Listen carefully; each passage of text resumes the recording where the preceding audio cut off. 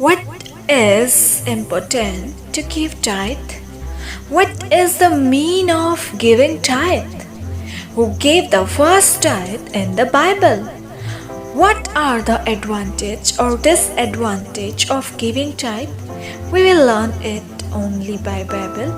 Genesis chapter 14 verse 18.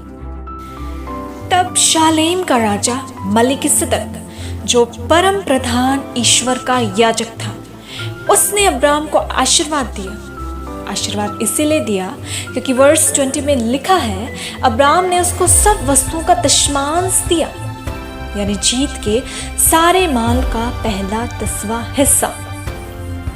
जी हाँ, जो धन अब्राम ने दूसरे राजाओं पर आक्रमण करके जीत लिया था, उसी का 10वां हिस्सा अब्राम ने ना किसी के कहने पर और ना ही व्यवस्था के होने तक, क्योंकि व्यवस्था तो मूसा ने दी, वो भी बाद में, पर उससे भी पहले यानी सबसे पहले अब्राम ने ही खुदावन को, जो आदि है और अंत है, अपनी जीत के माल का पहला 10वां हिस्सा दिया।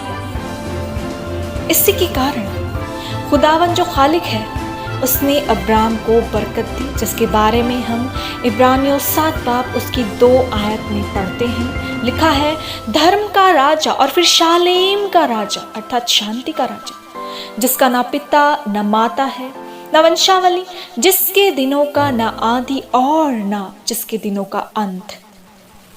उसी को अब्राम ने जीत के माल का अच्छे से अच्छे का 10वां अंश दिया। We know that ये अब्राम का प्यार ही तो था जो उसने परमेश्वर को टाइथ देकर जाहिर किया।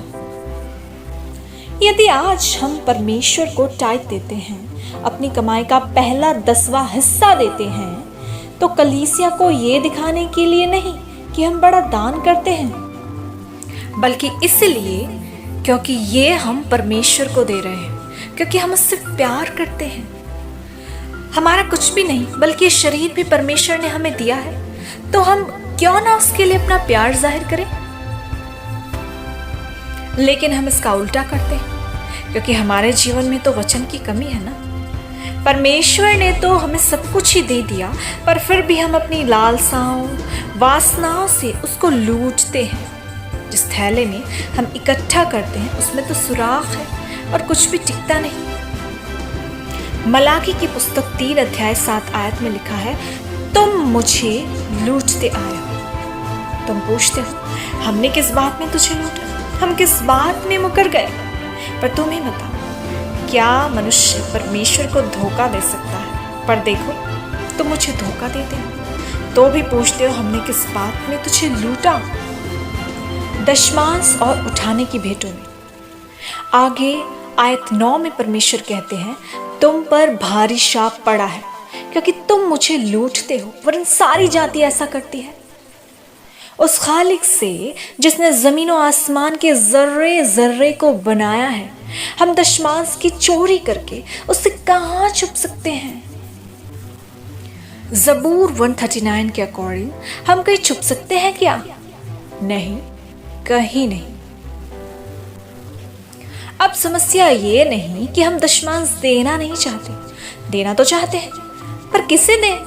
कुछ लोग सोचते हैं कि परमेश्वर की ओर से जिसको कलीसिया की जिम्मेदारियां दी गई हैं, वो तो इस पैसे से अपनी ज़रूरतें पूरी करते हैं, अपनी सुविधाएं खरीदते हैं और सारा पैसा अपनी मौज मस्ती में लुटा देते हैं। पर जिनको आत्माओं की परख है, वो जानते हैं कि सभी पास्टर्स एक जैसे नहीं होते। शमूएल की किताब में हम पढ़ते हैं कि यदि एली के बच्चे लोफर थे, तो क्या हन्ना का पहला बच्चा जो उसने अपने ईमान से खुदावन का खादिम होने के लिए दे दिया, क्या हन्ना की वो भेंट बेकार ठहरी? नहीं, हम ये अच्छे से जानते हैं। क्या हमको अपनी कमाई का पहला 10वां हिस्सा उस सुसमाचार प्रचारक को नहीं देना चाहिए, जिसको हमारे स्वर्गीय बाप ने कलीसिया की जिम्मेदारी देकर अपना दास ठहराया है? क्योंकि हम चाहे जानते हुए भी अनजान बने, पर ये सच है कि वो उस पैसे से कलीसिया के कामों को ही करते हैं, और चाहे वो ऐसा ना भी करें, फिर भी हमें उनकी परवाह छोड़कर अपने परमेश्वर के सामने अपना ईमान को दुरुस्त रखना ही होगा। उनका हिसाब उनसे होगा और हमारा हमसे।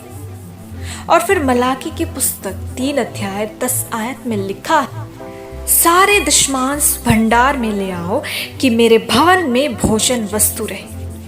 ऐसा करके मुझे परखो कि मैं आकाश के झरोके तुम्हारे लिए खोल कर तुम्हारे ऊपर अपरंपार आशीष की बारिश करता हूं कि नहीं। आमीन। Hallelujah. Praise the Lord. God bless you all.